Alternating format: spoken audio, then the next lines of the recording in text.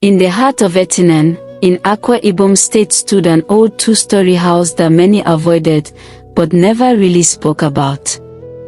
It looked beautiful on the outside, freshly painted walls, tiled compound, a flowery garden at the front.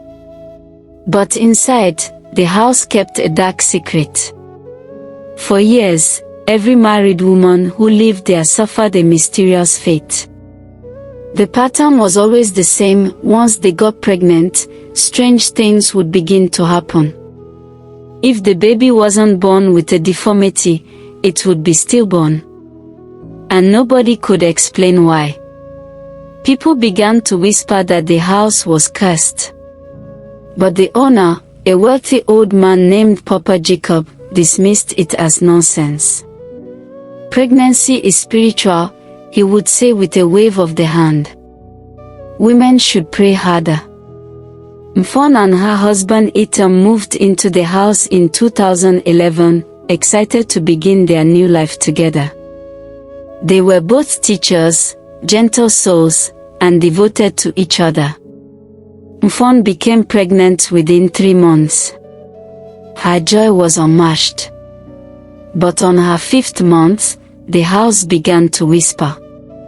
Literally.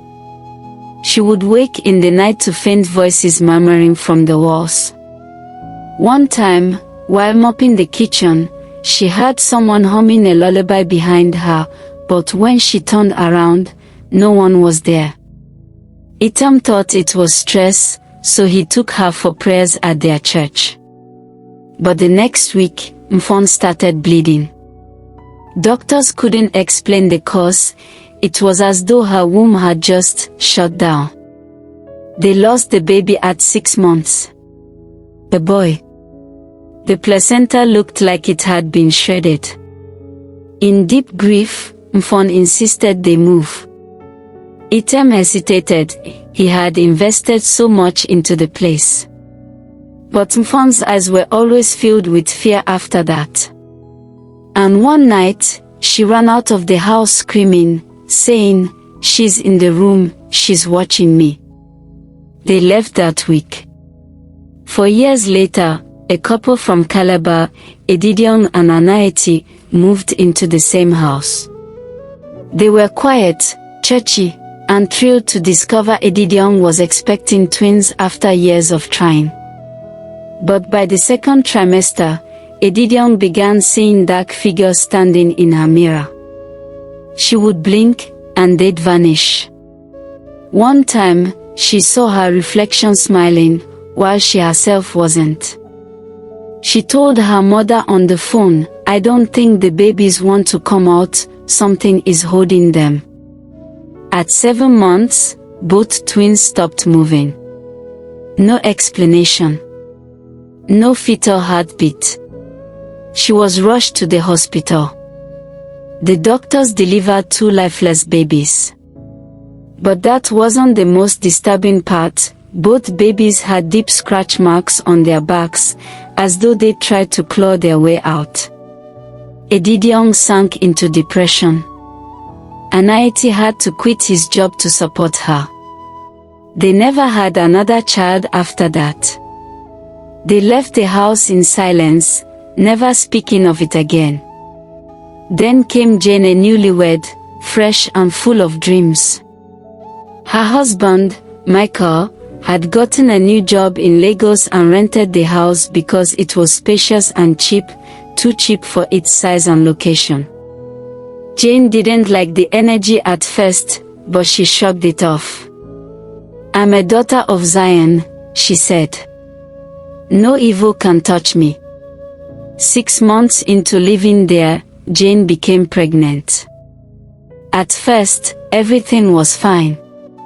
She went for antenatal checkups, ate well, and sang praises every morning. But by the 7th month, the house began to shift. She started hearing a baby cry in the middle of the night, but there was no baby. Her curtains would tear by themselves. One night, she found bloodstains on her bedsheet, yet she wasn't bleeding. At 8 months, her husband began to change. He became withdrawn and easily irritated. He stopped praying. Jane, feeling isolated, intensified her worship and fasting. But something was fighting her. Then came that horrifying night.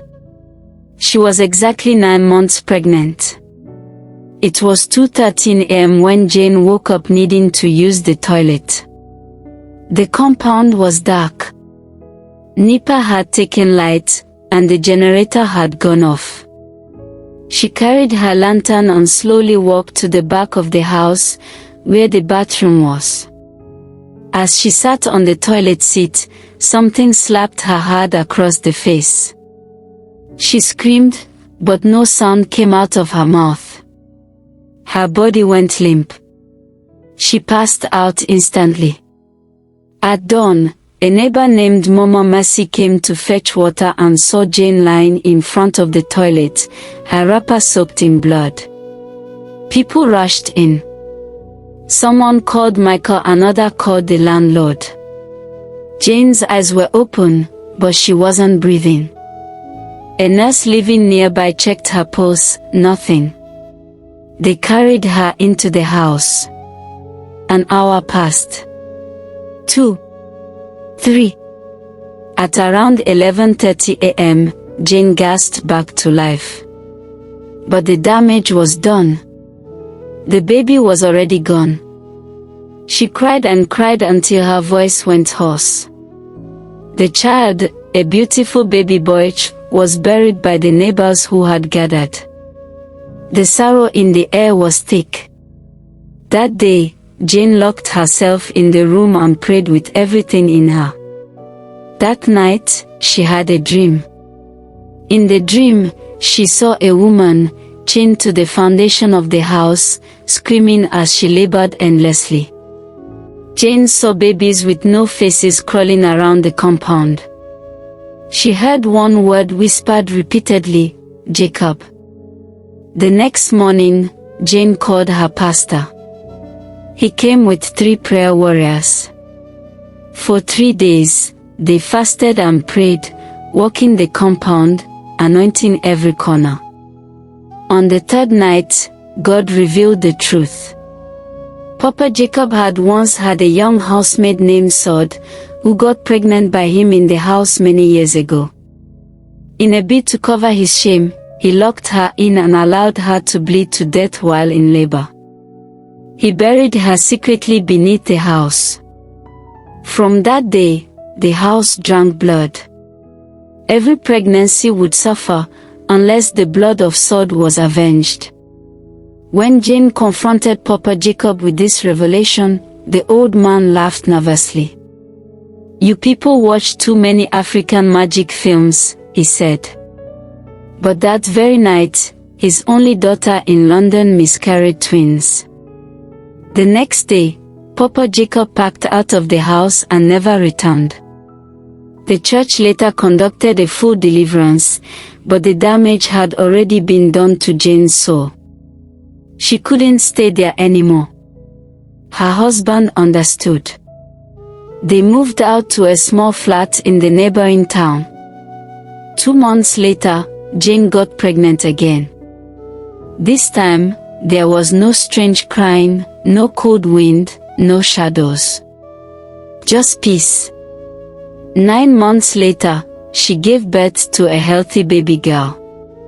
And then another. And another.